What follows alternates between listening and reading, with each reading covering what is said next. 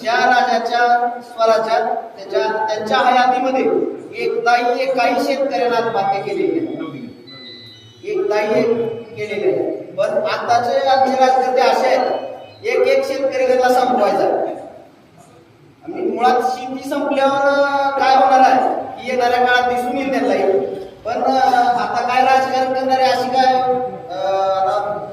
त्याला शब्द नाही, पण कुठली माणसांना एक गोष्ट अशी आहे, एक समजून घ्या की काही गोष्टींना जर तुम्ही तुमचं राजकारण त्या गोष्टीच्या आड आणून जर करणार असाल तर तुमचं राजकारण हे संपवायला वेळ लागणार.